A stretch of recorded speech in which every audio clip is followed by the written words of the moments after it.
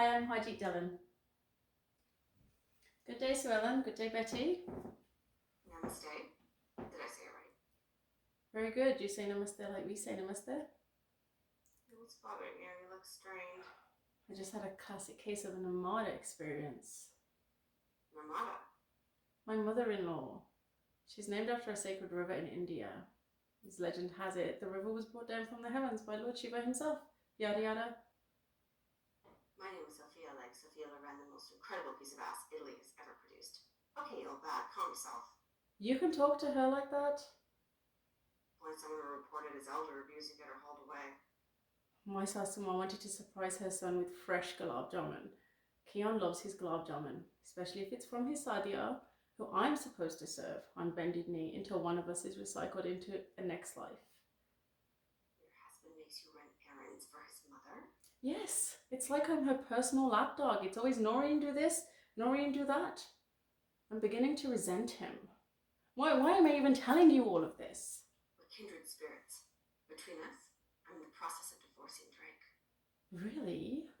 Yeah. Drake and I met in Naples. I spent idyllic summers in Italy staying with my aunt. During one visit, I entered a small pastry shop in Naples and I met him. Instantly smitten. He was clearly intrigued by me, complimenting my eyes and offering me pignola cookies. I later learned these cookies contained pine nuts believed locally to be an aphrodisiac. Whether that was intentional or just part of his natural charm, I couldn't tell. But I was captivated. Sounds like a dream. We were married within 6 months and initially lived with his mother. Later we moved into our own place, still in the same building as her. I'm sure you can imagine the dynamics.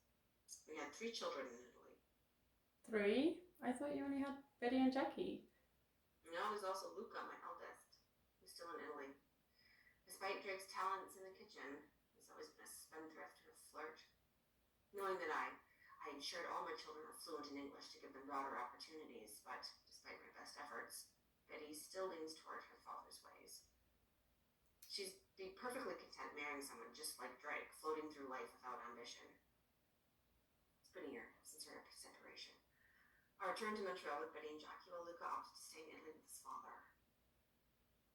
Well, according to Keon, I'm supposed to serve the needs of his mother who birthed him, the supreme being. That was sarcasm, in case you were wondering. Yep, I got that. It's been this way since Keon's father passed away last year. I had so many ambitions and dreams, you know.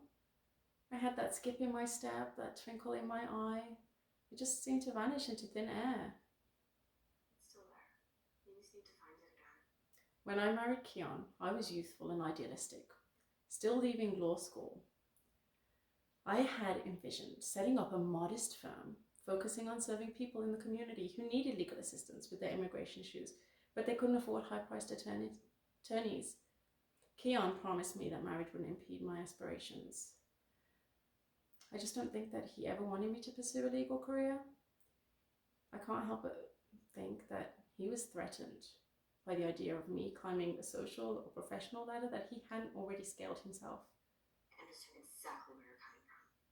I've shielded my kids as much as I could from Drake's vices, yet here we are. Betty still prefers her father's ideals over anything I could teach her, and she'd be happy marrying a man like him. Teenage daughters are a handful. Mine was raised to be a doctor.